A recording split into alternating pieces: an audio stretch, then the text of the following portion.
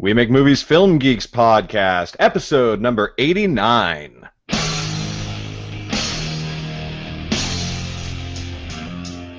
Welcome to the We Make Movies Film Geeks podcast, making the world a better place one film at a time.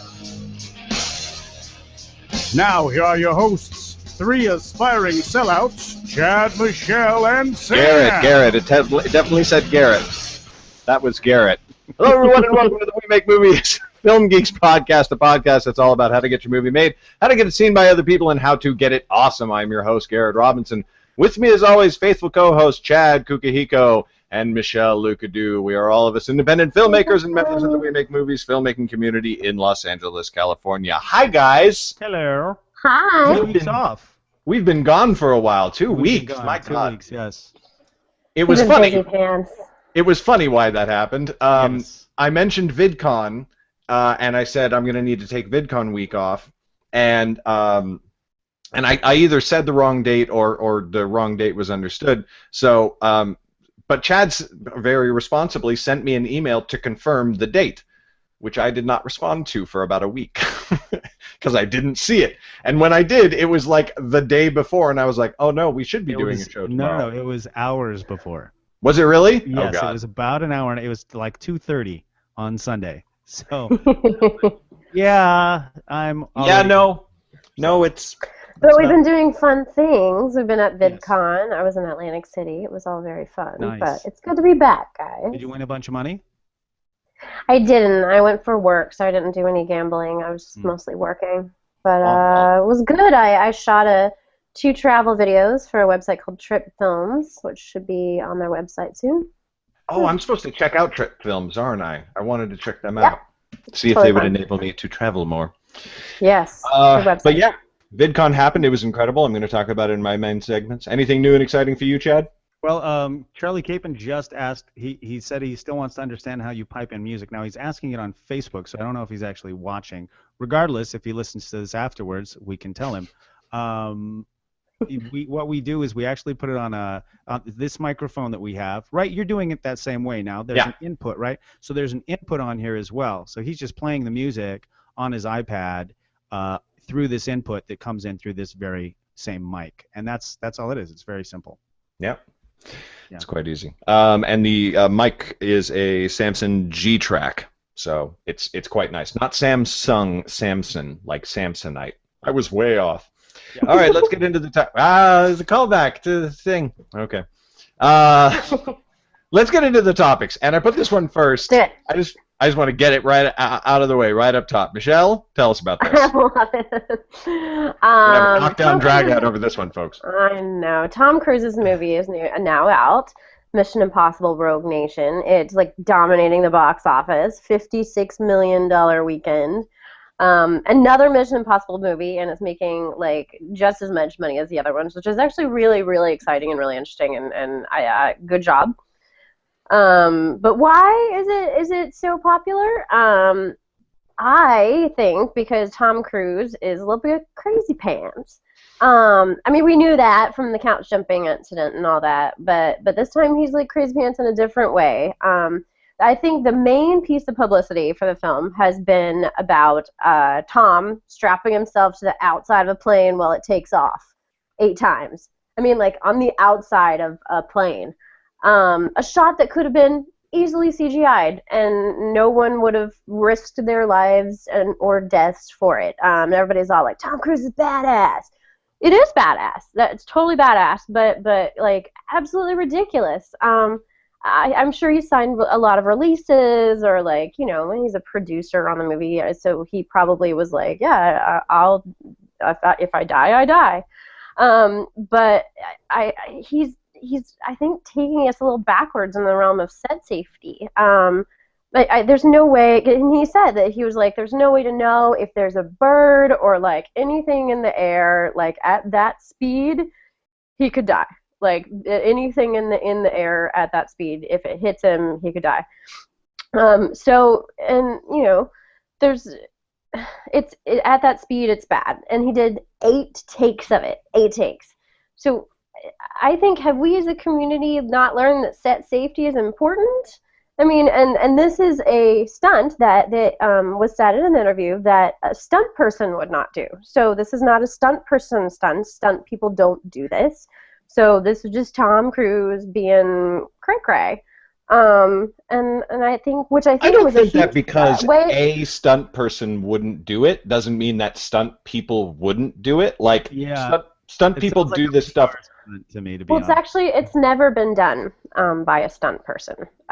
So What maybe they hasn't been could done? they uh, shooting on an outside of a plane as it's taking off at that speed.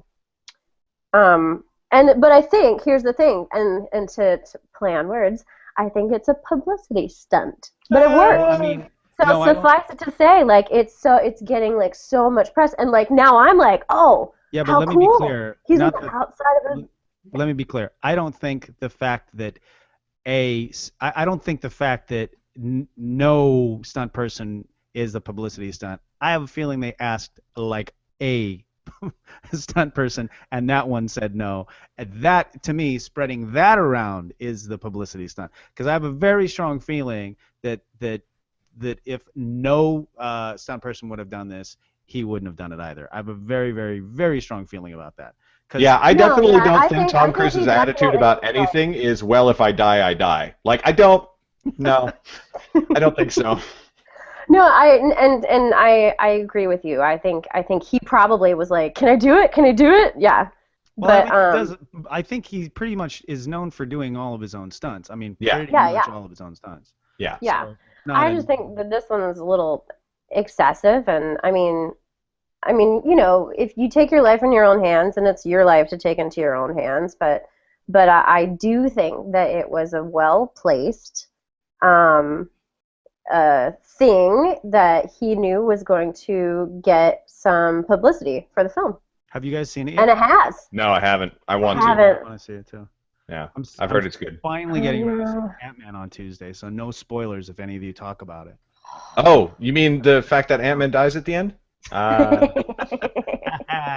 no, I really want to see that one. I'm going to try and see it as in the next couple of days, but I'm not totally sure. But I speaking of actually want which, to see Vacation in the next few days. Oh, I've been I hearing good will things about it. wait for DVD. I know. I Hearing listened to the bad first things one about it. so much. I am Um, too, but I auditioned for it, so now but I get to speaking hear of it. Ant-Man, which we already moved off of, it's doing reasonably well in theaters. It's getting warm, if not spectacular, critical praise and high audience ratings. It's 91% on Rotten Tomatoes. Ooh. Yeah, it doesn't. I haven't talked to anyone where they're like, it's my favorite Marvel movie, but I also haven't found anyone who didn't like it. Like, I haven't talked to any friend who's seen it who didn't like it, and everybody says that Michael Pena steals the movie, like That's great. completely steals the movie, which is That great because happened to a nicer guy. He's such a nice guy. yeah, and it's just funny too because Paul Rudd is awesome and I like him and he's hilarious. So to steal the movie from him, you gotta be doing something right.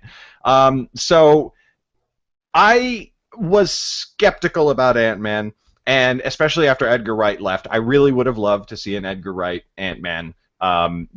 But for anybody who is expecting it to be Marvel's like first flop, you're gonna have to wait for something else to be the first flop.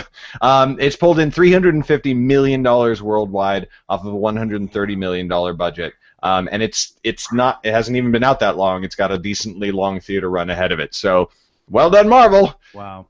You terrify me more and more with your growing and unflagging success. I had a really interesting conversation at a party last night about the Marvel Cinematic Universe, but unfortunately, it's like, I do want to talk about other things as well. So I'll leave it at that.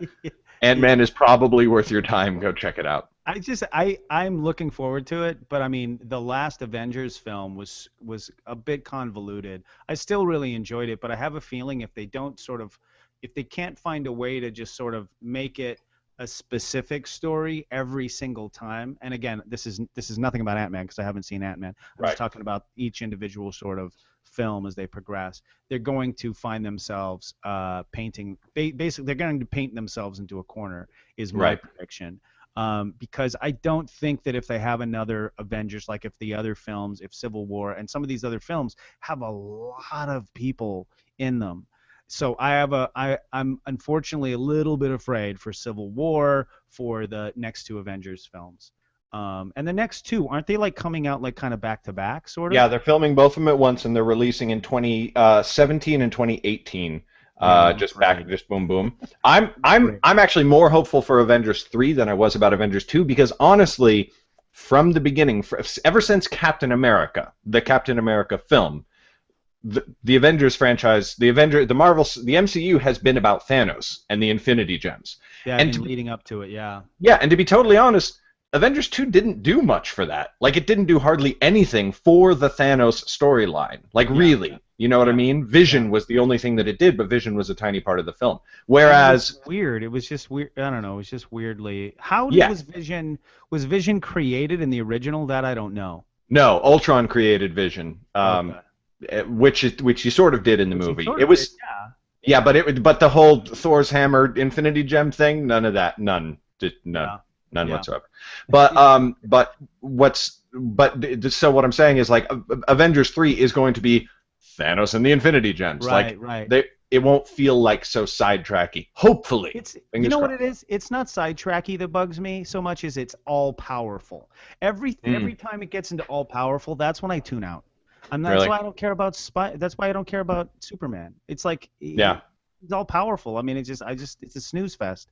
Like, tell me about your fishing vacation. It just puts me to sleep. Anyway. Speaking of all powerful, best scene in Avengers 2 was when Thor is fighting Ultron and he's like, I am the son of Odin, I am this, I have the hammer of the gods, I'm running out of things to say, are you almost done? And Ultron turns around and Vision is just like, crack! That was funny. Anyway, why don't you go on, because we're just geeking out here.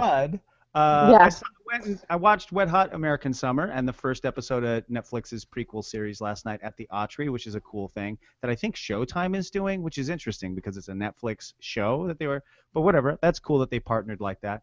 And you should go. They have like a screening series. It's called Eat, See, Hear, and they have like food trucks and stuff, and it's super dog friendly. You can bring dogs, so that was particularly cool. Anyway, yeah, go check it out. I don't even know where. Saturdays? Social, but it's, I guess, at theautry.com. You can look it up, or anyway, I'm sure it's online. Just I'll you know what? I'll look for a link and I'll try to post it in the show notes after. Anyway, check it out. It's cool if you're here in Los Angeles. I know I should have watched Wet Hot American Summer years ago. I've been getting berated for it for years, but I just never got around to it. I did find it very hilarious, and I'm really glad I finally saw it. I kept thinking it was porn. That's why I never got around to it. I think I'm just a tad too old to have been in that, so I missed it. Anyway, the series seems to be a lot of the same kind of comedy, and so if you're a big fan of the film, you'll probably love the series as well. I have to personally admit that type of comedy is not generally the kind of thing that I enjoy. I do think they kind of stumbled onto a few jokes. I found myself dying laughing during the film a couple times, but during the pilot of the episode of the show, it wasn't, not through no fault of their own. It's just not my kind of thing, and they didn't sort of stumble, at least in the pilot, upon any super successful jokes. So I didn't really find it all that hilarious. So I think that if you're a fan of the show, especially of the original movie, especially if you're a big fan of the movie, or if you're a fan of that particular type of comedy, you should definitely watch the series. It looks, and I got to say this, though, too. The music is fantastic, and the music is still fantastic in the pilot. So it's just these great late 80s, late 70s and early 80s rock, but it's none of the like new wave and stuff, which is stuff that I was more into at the time, at least. But it's just really good rock that they're playing throughout. So the music's fantastic. Check it out if you're a big fan of that type of comedy, big fan of the original movie. Nothing I like more than music that came out before I was born. I watched it. I watched it this week for the first time. The original and the movie. Did you see any of the pilot of the show? I haven't watched the show, the Netflix show yet. But it was hilarious. I mean, but first of all, like, it's just the way they kiss, like, on them, they're like, and like open mouth. It's great. It's amazing. It was hilarious. I loved it. Yeah. But what I think is the cool feat is that Netflix got all of them to come back. I mean, like back in And I the read day when it something came that out, they're like planning. Amy Poehler was like nobody, you Kristen know, Wiig like wasn't Paul in it Rudd. though.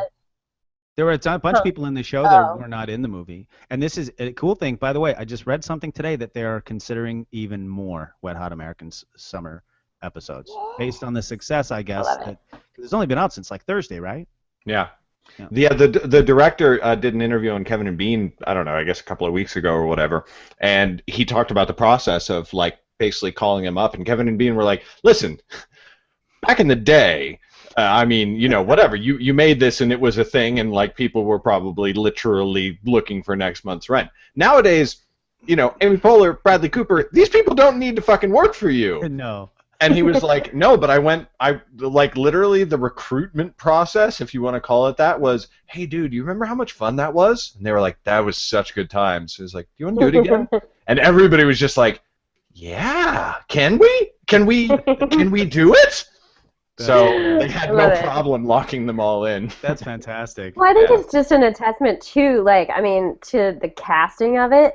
The fact that, like, almost every single person in this cast, like, back then, back in the day, was, like, kind of, I mean, not nobody's. Like, some of them, like, Jeannie Garofalo, David Hyde Pierce, you know, they were, you know, they had careers. But a lot of these people just turned out to just be freaking A-list stars after this. Right, You don't see that very often. Yeah. So It's like kind of cool. it's like the old days of Saturday Night Live, you know what I mean? But like as a movie, that then led them on to, I don't know. Speaking of Netflix, just really quick because I couldn't work it into a segment. Have you guys seen Sense8? I did. No. I did. I watched the whole thing. It's so good, right? I loved it, but I'm afraid to say that because I think that there are people that hate it like a lot. But I loved it. I really, really enjoyed it. Yeah. And the thing is like I don't care about those people. I need more people to watch it because otherwise they're not going to give it a second season. Me too. No, they haven't yet. I want a second season because they don't wrap up some very, very important shit. Yeah. I want wrapped up. Yeah. I'm the same way. I really loved it. I couldn't stop watching it once I started. Yeah. But really, it does some things sort of like there's a transsexual. There's a lot of sort of things that are. Who, by the way, is played by an actual transsexual. Yes. So Kendall is like my girlfriend. In case you don't know, she always researches shows like as we're watching the show, and she'll tell me things. I'm like, and I don't know why I'm ever surprised that she's giving me this information when I look over and she's on her tablet looking at it. How did you discover this information? I do the same thing every time. Like first thing, IMDb, and then like going from there. Well, the actress, I forget what her character's name is, but she's fantastic. And when she was you know in the show, I was like, I wonder, and I Googled and I found out she is actually trans. And I looked over at Megan, and I was like, she's actually trans, and she was like, I know, I just looked it up. That's funny. I'm the only old fogey who doesn't do that, I guess. But it was really you're busy enjoying it. And it messed with your head, like just the concepts of it.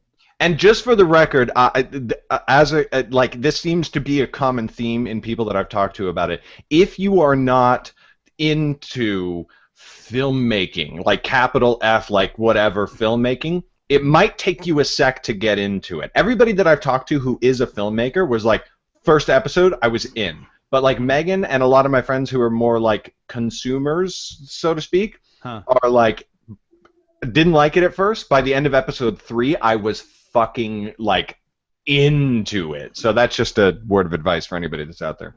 Cool. All right. I'm glad I snuck in an extra segment there because I fucking love that show so much. Michelle, go ahead. Yeah, okay. So unrelated. I'd like to clear up a little confusion in relation to the whole relativity debacle. I know a thing or two about it because I happen to work for Relativity. Yes, Relativity is downsizing. I'm sure a lot of you guys have heard. Sorry for the music behind me. I know that a lot of you guys you've read all of the Variety, articles and all of the craziness. Yes, they're downsizing. 75 people lost their jobs. Yes, it happens all the freaking time. MGM restructured in 2010 to the tune of like 500 million. Trump has declared bankruptcy, Mr. Trump, 3 times in his life. There's obviously different kinds of so Section 11 bankruptcy is what's happening. And Relativity is known for taking risks, on non-traditional films, and sometimes risks don't work out. So they were also spread across like a lot of different mediums. So Relativity was in sports and fashion, entertainment, film, television, scripted, unscripted. It was a lot. So it's not like they're not like going down. Relativity is not like going down. It's just being sold. And 325 people that work for Relativity, including myself, will go to work on Monday, just like always. I think it's just crazy how like Variety and like all of these publications tend to like sensationalize this whole thing. It's like it's something crazy. Wait. The media's sensationalizing something? Listen, to be fair, this bankruptcy. It's a whole thing. Yes, but it's not as dramatic. I mean, it's the biggest in the history of at least their history. I mean, it's yes, it's the biggest in their history. Yes. Yeah. It says actually, Hollywood Reporter is saying it's one of the biggest in Hollywood history. So what's funny is that I literally had heard nothing about any of this. Oh, really? So it's like, you read the Variety articles. I'm like, no, I no. I thought I talked about it actually on a Film Geeks a couple of times ago. Anyway, whatever. Maybe. Yeah. Well, the reason it's the biggest. My disdain for traditional industry and media has progressed to the point of selective amnesia. It's just like, I didn't realize there was a Warner Brothers out there. Well, I mean, but here's the thing: the reason it's the biggest in history in Hollywood is in Hollywood history is inflation. I believe, yeah, like yeah. So yeah, there are some films that are kind of like in limbo, like with like who's gonna distribute them and like what's happening, but I don't think it's as crazy. It is up for sale, yes. And it's always I mean, listen, I know you work for them, so I know you want to, say good things. But when something is up for sale, it is without a doubt a very questionable situation, because when somebody buys it, I mean, you remember the 80s? Remember Gordon Gekko?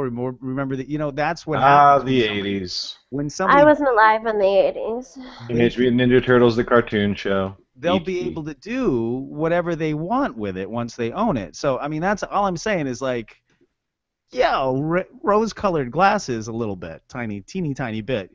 Yeah, it is happening. I'm not saying it's bad. I'm not bad. Yes, it is bad. I'm not saying it's not bad. I'm just saying that it's not the end of the film industry in general, which everyone seems to be making it out to be. Like, the Relativity is not going to crumble. It is just going to restructure. No, but I mean, it's the kind of thing. Relativity bought, back in the day, they bought Rogue. So they bought Rogue. And they folded Rogue into them, and then eventually Rogue is kind of not really happening anymore. Buddy mine, I mean, I think their website I Am Rogue is still happening. Buddy mine works for them, so but they kind of shifted and they folded into Relativity. But all I'm saying, and I'm not a doomsayer, but I'm not saying I don't see anybody saying Hollywood is falling apart. All they're saying is Relativity is falling apart, and regardless of how many people continue to survive, it's entirely possible that the name might go away, and that is unfortunate. You guys might have jobs for another 20 years, who knows, but you might be working for a completely different company by then. That's all I'm saying. Right. Anyway, might be working for General Relativity, the lesser known cousin that's like only like 5 people in the world understand it. Yeah. I went to VidCon last weekend. Yay! Oh my God, you guys, it was so amazing.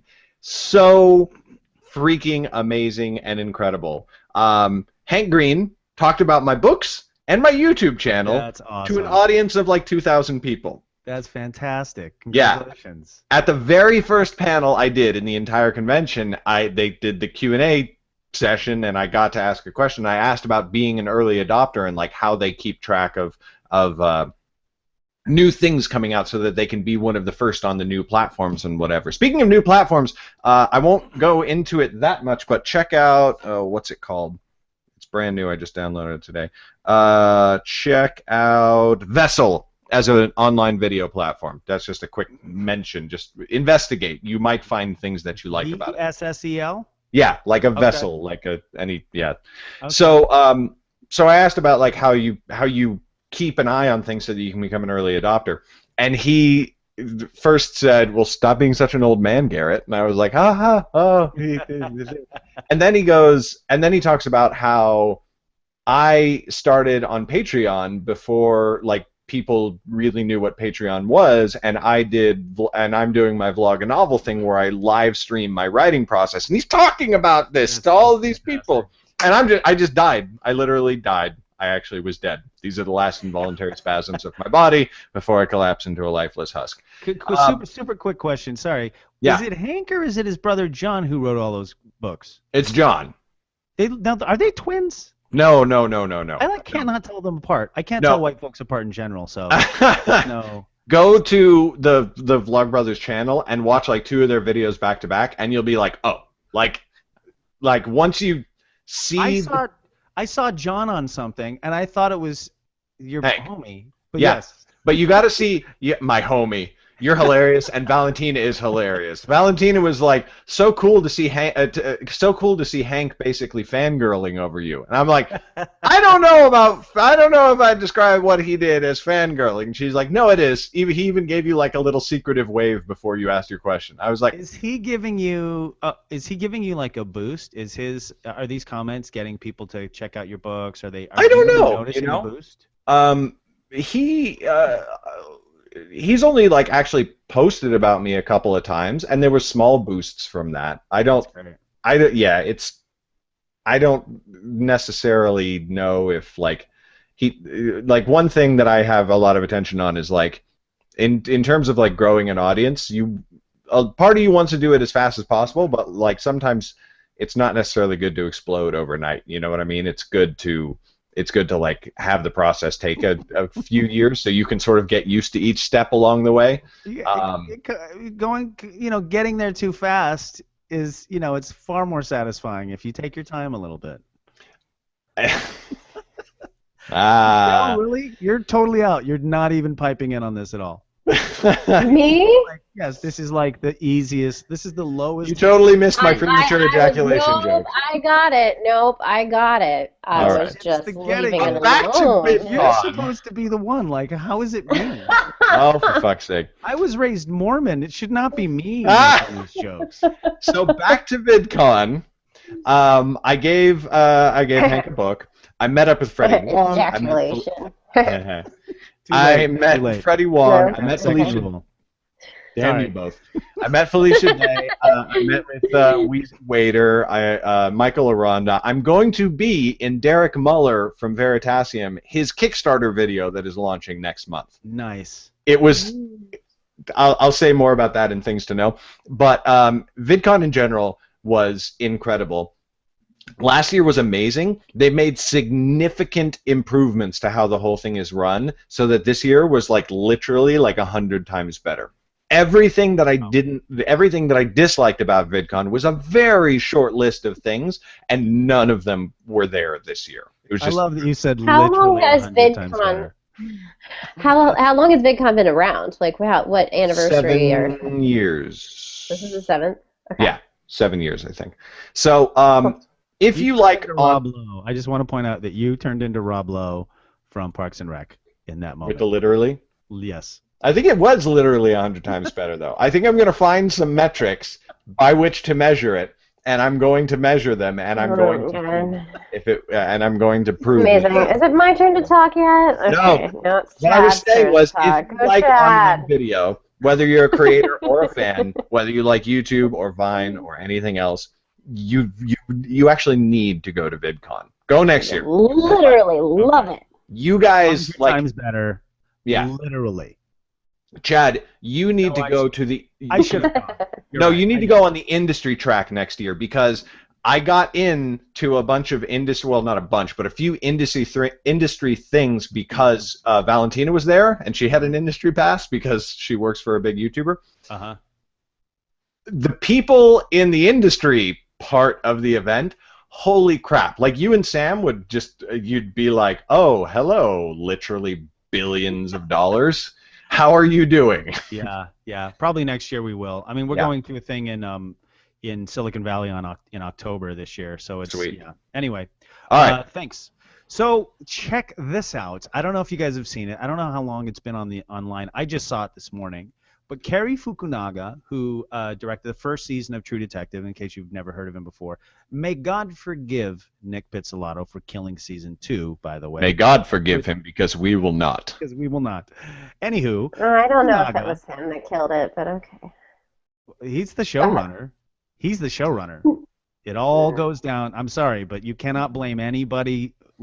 Anyway, it's the showrunner's fault, no matter what happens. Anyway, anywho, Fukunaga went from that amazing first season of True Detective to directing Idris Elba in Netflix's brand new feature film, 007.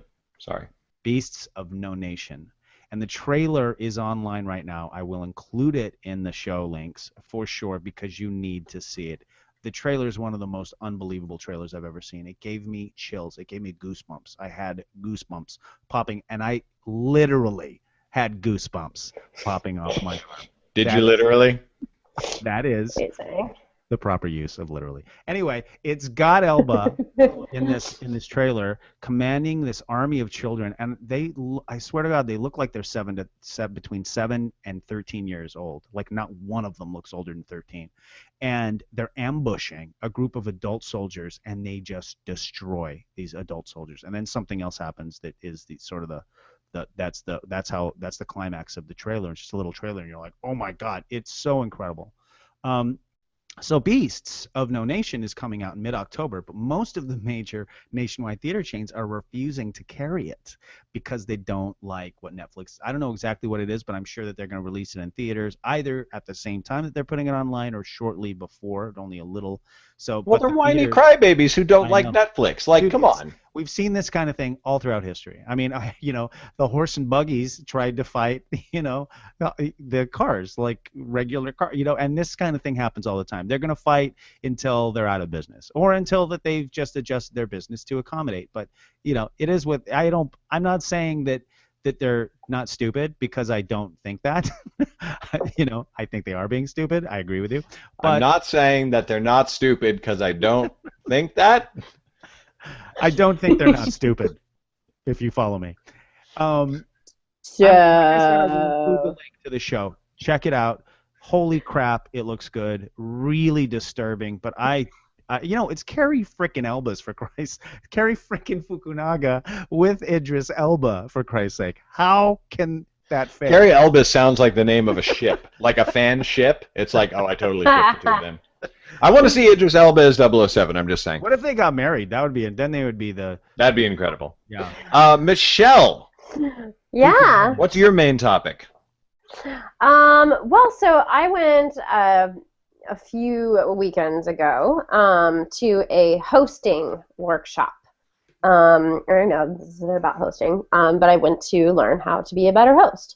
Apparently that's not what people do these days. It was amazing, and it was an interesting lesson in kind of, I knew where the industry is going, where pretty much everything about this entire industry is going, but it was another lesson. So we got there, and we were asked to fill out a form telling about our hobbies and our passions, etc.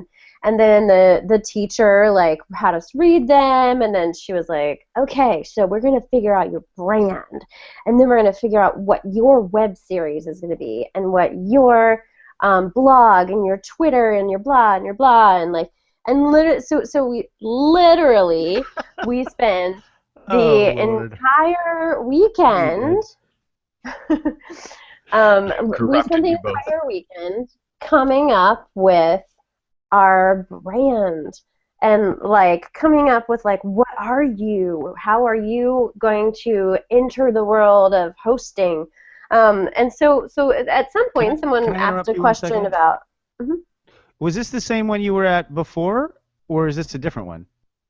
Same one. Oh, same one. Okay. All right. Never mind. Continue. So, no, I didn't go to another one. You didn't talk, but you didn't talk about this part before because you were giving a pretty relatively negative review of it before. But this part of it you thought was pretty solid. Yeah, well, so it is a segue into kind of talking about that. It's just the face of everything, the face of our industry, television and film, I believe, is absolutely us driven, self-content driven. And it's like, so the whole idea, as far as anyone is concerned, lately is if you build it, people will come, not the other way around. Guys. If people come, I'll build it. Why are you shy all of a sudden? Who is this? Where did you go? No, she's laughing at what we're saying in chat. Yeah, Oh. I am laughing at you. Yeah. Oh, okay. So it's just interesting, and I feel like how far is that gonna go? How far are we gonna go? As like, are we just gonna create our own content like forever and ever and ever, and then hope that someone eventually pays us to do it, or it's an assumption now that in order to even play in this industry, you have to first create your own content and get it out there and have someone notice it in order to like bring you in. It was an interesting lesson on this, where the industry is going. These are people they're basically giving up. They're saying that YouTube, that's basically what they're saying, is that YouTube is where they're all going to find all their talent, and they're not going to try to find it anywhere else anymore.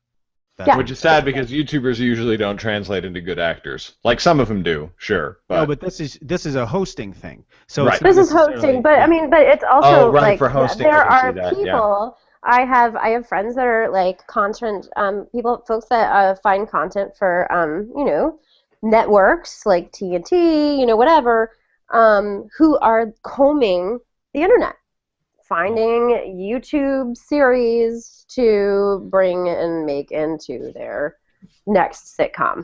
I don't entirely disagree with this, but I think that a lot of people actually see where I take it, and what like we're actually trying to do with some of our projects is we're not going after a place like for the project. So we're shooting a pilot in about a month and a half, and that entire series we're not going to be going to the Netflixes of the world. We're not going to be going to distribution companies because we want to own it. And what we're actually going to be doing. Why did you suddenly turn black? I think I'm going to do the show like this from now on, guys. I think I like this. I'm actually kind of a big fan. If you're not watching this, wow, you cannot see. If you're just listening to this, Garrett just turned himself completely black and white, and it looks very... She stepped into the office. Her legs ran all the way to the ground, which is good, because otherwise she would have had trouble standing. Anyway, my point is that there's a joke in there somewhere too. Is if you actually do build it and you do own it, you can kind of do for TV what people have been doing for indie film for the past 10, 15 years already. Well, more like 5, 10 years, to be completely honest with you, which is own it themselves and distribute it themselves, and it's a lot more work, but they get to keep a lot more of it, and that's kind of where I see TV going too. Especially with digital. I'll talk more about this on my turn, but there's some very interesting things that are happening. You know what? We don't... Oh, man. I really want indie television, like indie fan-funded television. And I'm not talking about YouTube, and I'm not talking about, like, most web series... Do you mind if I jump into mine? If you were done with yours instead? Yeah, sure. I'll finish. This is perfect because this is exactly what we're talking about. Michelle, are you done with this? Can I move on? Yeah, I mean, I think it's a continuing conversation. Yes, absolutely, absolutely. Well, anyway, okay. So let me sort of back up or sort of preamble or whatever. Let me just tell you a little bit of facts. So the fall of broadcast has officially begun, according to a report released this week from a research firm called Standard Media Index. In the months between October of 2014 and June 2015, digital stole more than $1 billion from traditional TV. The vast majority of which, a whopping $960 million, according to their report, came from broadcast. At that same time, cable lost only $140 million. So Damn. obviously the majority of it was coming from them. But, you know, when you're talking about $1 billion out of what is basically at this point $70 billion, which is pumped into all combined forms of television, broadcast, and cable, $1 billion might not seem like a lot. But there's another research firm called FTI Consulting that predicts by the end of this year, digital will make a total each year of $41.8 billion. And if that is the case, that means tens of billions of dollars are going to be pulled out of broadcast and cable, but probably more broadcast than you know. So that 70 million is going to be cut majorly, is the point. Obviously, FTI is way bullish on digital, more than a lot of the other research firms out there and ad news sources. But regardless, even a lot of these conservative ones say that digital and broadcast will be in parity by 2019, meaning they'll be making the same amount of ad money. So whether it happens the end of this year or in another 3 years, the point is broadcast is losing money hand over fist right now compared to the way that they used to live. And if you think as an indie filmmaker this does not relate to you, you need to look at it again, because this is integral to what we do.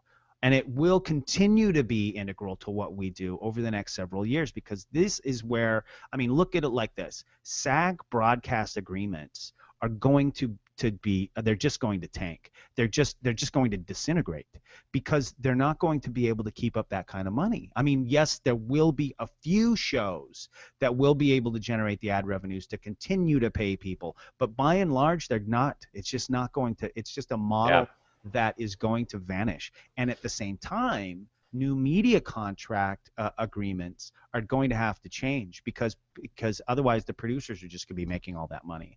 And that it's just not as, you know. And fuck them. Well, I mean. No, obviously you want to take good care of your actors. That was a totally facetious joke. I don't ever want anybody to be like, Garrett hates actors.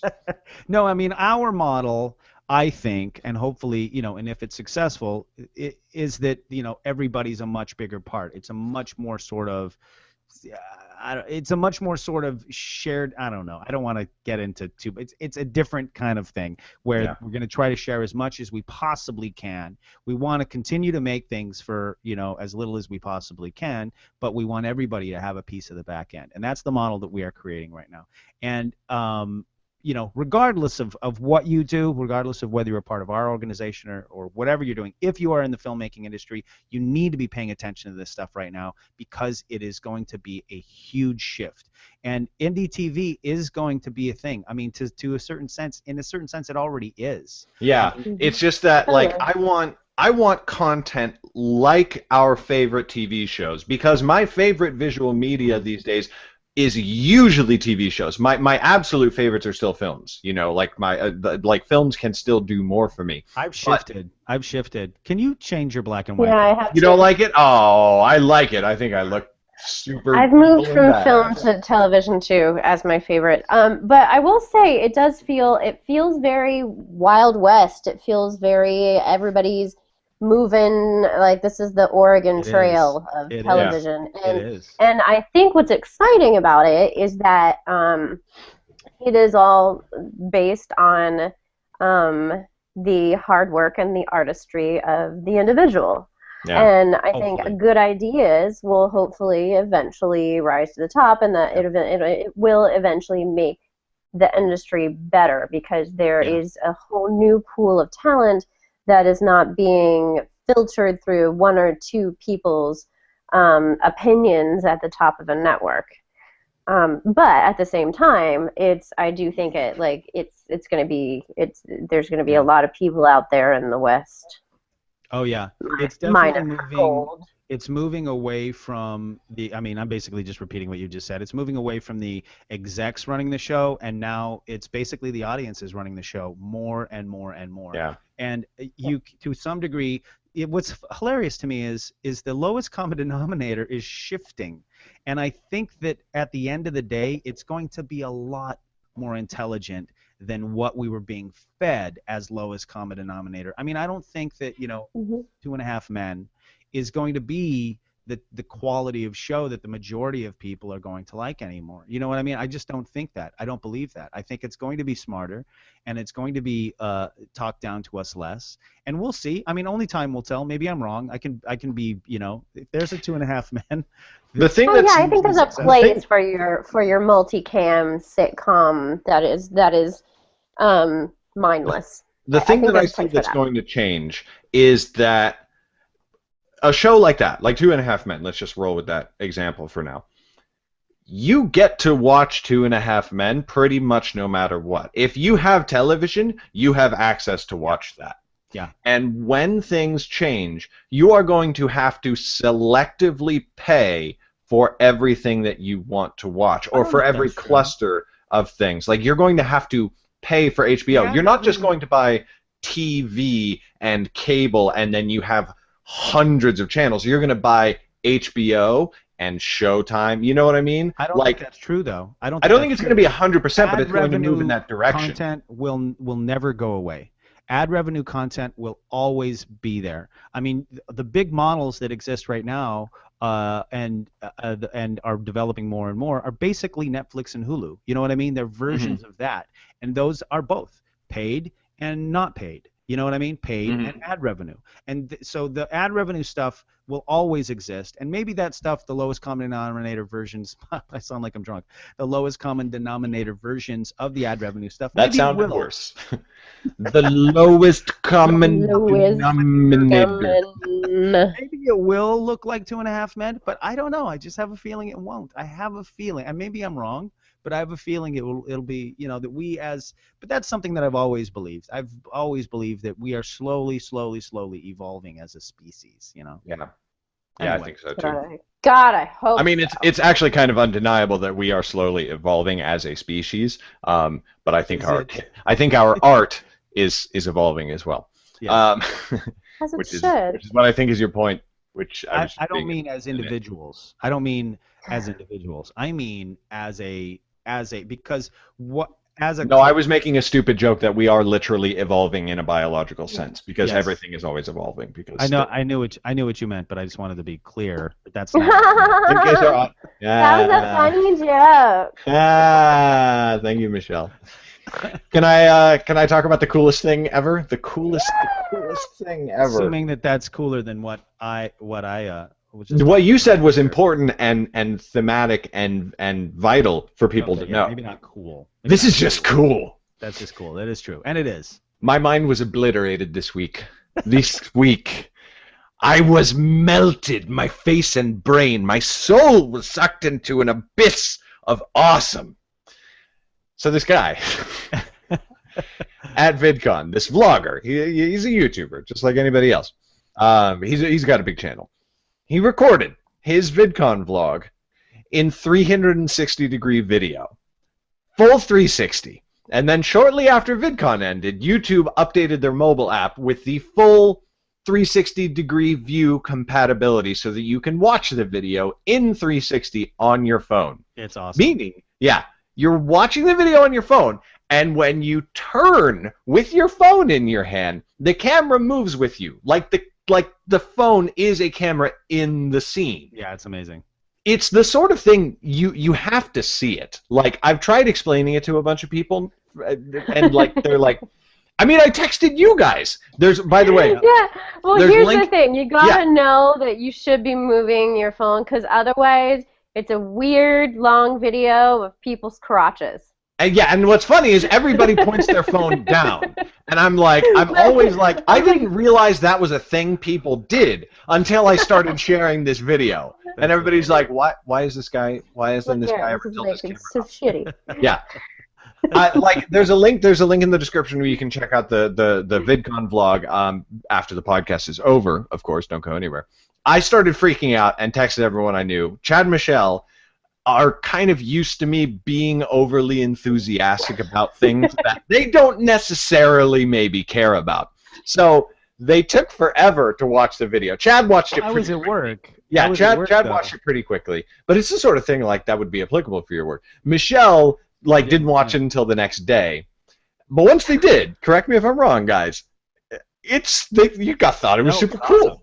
Freaking badass! It's so cool. It is so cool. So amazing. I mean, if it were a 360-degree view of something other than VidCon, it might be even cooler. It seems now, 360 is not correct. 360 seems actually to me limited because this is not just this. It's also this. It's also right.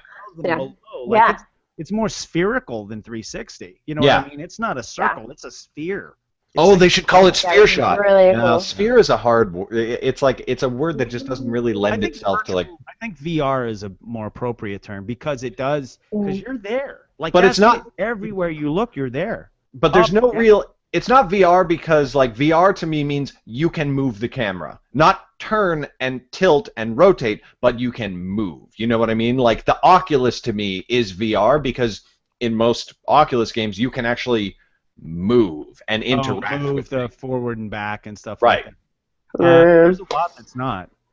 Sorry? There's a lot that's not. Still like, there's a lot, but it's like that's the video idea. Games, yes, but for live video you cannot. Right. Because you cannot. You can't do that. Yeah. That. So at first when I saw this I was like, this is amazing. But I didn't think I'd see any applications for filmmaking anytime soon because it seems like there's a lot of bugs to work out. The image quality isn't great. And of course, if you were shooting with this camera on a traditional film set, as we think of film, the audience could literally turn around and see the cameraman and the lights and the director. You know, it's like it changes the way that you have to think about it. So I was like, well, nobody's going to be doing this right now. But then I realized that this video is actually just some YouTuber walking around shooting a convention that he was at. Shortly after that, somebody shared with me a Fort Minor music video shot in full 360. It's called Welcome by Fort Minor. You can watch it on YouTube. I put the link in the description. It's there right now.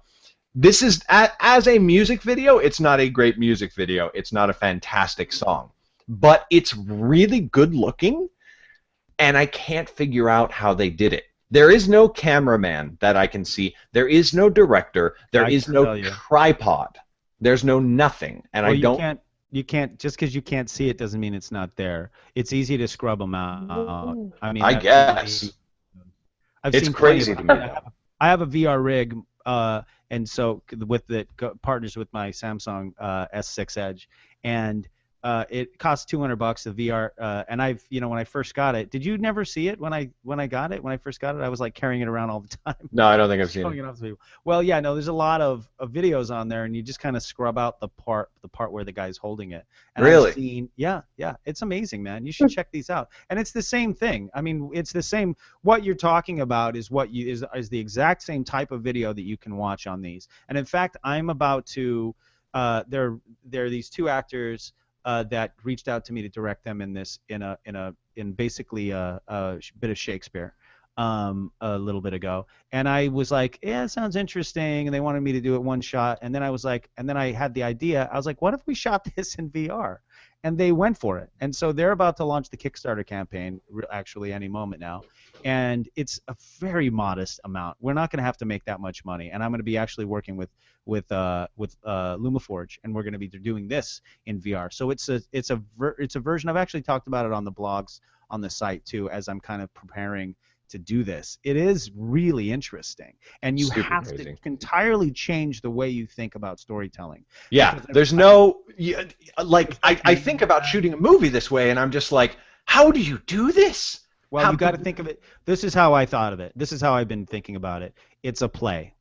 You have to direct the person's eye. It's like theater in the round, except the theater is all around you, and you as the audience member is in the round, because you're because it's happening around you. So you're going to have to draw people's attention with sound. So it's not going to be useful with just regular sort of stereo headphones. It has to be the kind of thing where the sound changes with you. You know what I mean? So you hear it, and the sound, and so that's very difficult technology to perfect. Yeah. If you can, so I'm not sure. That's something the sound is the key, and drawing people's attention with sound and movement. That's going to be how we're going to pull it off. It's pretty fantastic. Yeah. More than filmmaking, though. Guys. There's so many other applications. I need to get one of these cameras so that I can start vlogging with it. I wouldn't do it here in my office because, like, if I'm sitting here, I don't want to turn around. There's nothing to see. There's no reason to do that. Climb up on top of a mountain and do it there. Yeah. Go hiking. Go to VidCon. You know, like, go do stuff. Yeah. And think about this as well. If you are a YouTube creator out there listening to this, you're going to get a jump in views, almost automatically, guaranteed. Because both of these videos that I've linked in the description, I've watched at least like 5 to 10 times because it's literally a different experience every single time. Because I keep looking around to see what else is there, like what else is going on in the background. It's fucking awesome. Yeah. And like, if you don't yet get it and you're not yet super stoked and excited about this, you will be when you watch some 360 videos, and they're in the link in the description. We have to start. Yeah, I was a little bit like, oh god, Garrett, what do we have to watch? Something and I spent probably 20 minutes like, whoa, dude, it's amazing. Yeah. And imagine even when it's for a content that you skeptic actually like care me. about. Yeah, exactly. Like, from now on, that's how you do behind-the-scenes video. You're filming a rehearsal with the director and the cast, stick a 360 camera in the middle of the room, and just go. And post that online for your audience. That's exactly how we plan to do the behind-the-scenes video for Off the Grid, actually. So amazing. So awesome. Yeah. All right, we're going to move towards the end of the show. Definitely go and check it out. Oh, the last thing to mention is that the baseline for getting in on 360 video is not as high as you think it is. There is a camera called a Ryko Theta. It is $300, which is just insane. Yeah. And then there's also there's another model that I saw that the footage looks much better. It's called the Bubble Cam with only one B in the second. It's confusing, guys. Don't name your product. BUBLE. Yeah, BUBLE. The Buble Cam. Like Buble. Buble. Boob. Lay. That was created by a Kickstarter campaign and is available for $800. And the footage looks significantly better. And then I don't know what they filmed the Fort Minor music video on, but if you can figure that out, it looks really good. Like, I'd shoot a film that looked that good and be very happy with it. So there you go. It does not look like it can do 360. How it does not look like how? I know. I don't understand, but that's what he shot it on. The VidCon vlog was shot on that camera. How I don't understand.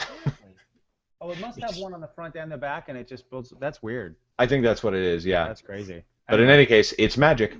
So we will move on to things to know. I have two things. A huge shout-out and a thank you and an I love you to We Make Movies member and superstar Valentina V. My camera lens on my Canon 60D has been broken for a long time, and it has greatly restricted my ability to make videos, to go out and vlog outside of my office. It's been terrible. And I told V about that at VidCon, and she didn't know. And today she gave me a lens, a new to me that she's had for a while. Wow, that's awesome. Yeah, super, super awesome. And an additional thank you to Chad, who is sick of me going through headphone drama every week and got me just got me a pair of headphones. So next week everything's going to be better. Yay! And the second thing is, like I mentioned briefly earlier, Derek Muller from Veritasium is launching a Kickstarter campaign next month. I can't talk about what it is because it's his thing, but he filmed me and Valentina at VidCon working with it and talking about it. Ooh, and it's so exciting. Freaking awesome. If you're a science nerd, like, honestly, I don't think either one of you is going to care, but if you're a science geek and if you care about science education in particular and kids learning and enjoying science, it's so freaking cool. I can't violate I like kids. My parole. Oh god, Chad, that's not even funny. But it's so freaking cool, so keep an eye out for that. And when his Kickstarter launches next month, give him all of the monies. Oh, and a third thing, Darkfire is out. Yeah, I released a new book this week called Darkfire. You've talked about 4 things, right? Just for the record. Yeah, you're just hogging the whole podcast. Chad, go. Chad, go. Well, first of all, thank you guys for watching. Please do check us out. Go to iTunes. and rate us on iTunes. That would be really helpful. It helps other people find us. Give us 5 stars or whatever, less if that's how you really feel. But 5 is really best. Asshole. Also, this week is the Writers Workshop at the Theater Asylum. It's the regular Writers Workshop, which is usually the big hit. So come on down and check out some scripts. You missed my script last week, but it was well received. I was very excited about that. And then if you Patreon, why don't you give the Patreon spiel? I can't remember what you usually say. Yeah, Patreon is We Make Movies is, as far as we know, the only filmmaking community in the world that is funded by the community. It's entirely supported through Patreon, which is a crowdfunding website. But unlike your Kickstarter and your Indiegogo, we don't do a single fundraising drive. It is a voluntary subscription that helps support everything that the group does. And in addition to already paying for all of our events and everything right now, how much of every dollar? 70 cents?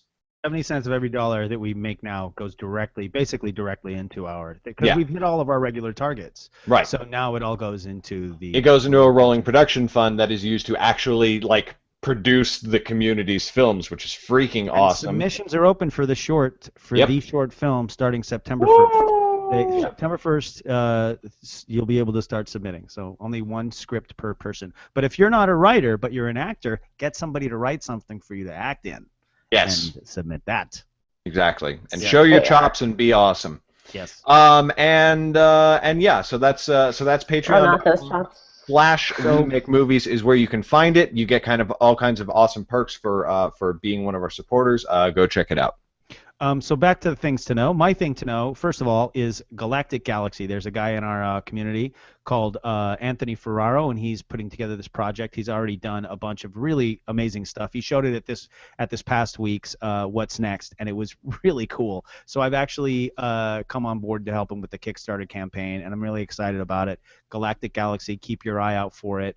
It will be coming to you on everything, Twitter, Facebook, but especially Kickstarter. Also, Bloodline on Netflix. I've been watching that over the past couple weeks, and I really, really like it. It's not for everybody. It's definitely kind of slow and methodical, the way that the story is kind of coming out. And the acting, though, is so subtle and just, I think it's stellar, and the writing as well. It shows this family that runs a small beachside hotel in the Florida Keys and what happens when the prodigal oldest son returns. But again, the subtlety and the deliberateness of the storytelling, it's just fantastic. But again, in my opinion, it's not for everybody. If you loved The Wire and how it was really subtle and slow moving, then I think you'll really like this. But if you need a little bit more action, if you weren't crazy about The Wire, you need stuff that's more quick and immediate and action, you may or may not like it. But anyway, if you want to check it out, it's on Netflix, and I think only Netflix at the moment. Fantastic. Bloodline, check it out. Cool. Michelle? So last night I went to the Dizzy Feet Gala, which I didn't know what it was, but I went representing Relativity. And Dizzy Feet is a foundation that was created by Nigel Lithgow through the TV show So You Think You Can Dance, to get dance into inner city schools, to kids that would not normally be able to afford dance lessons, that kind of thing.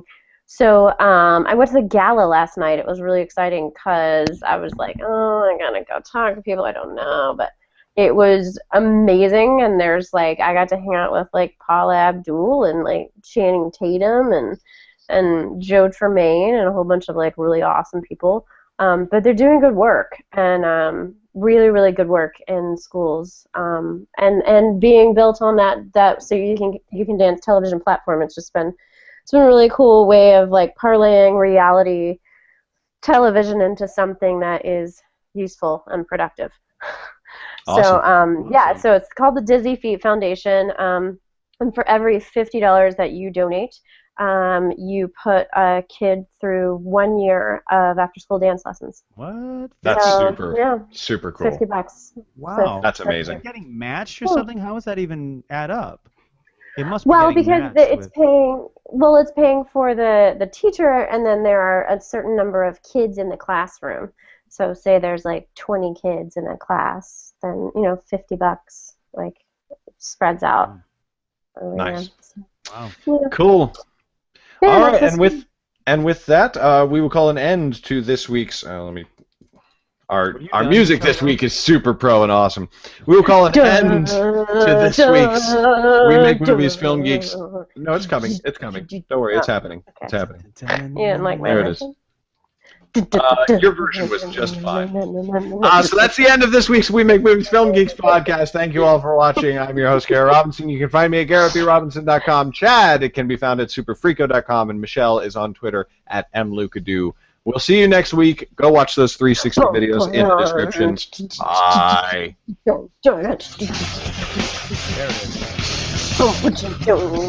that was great. That's good.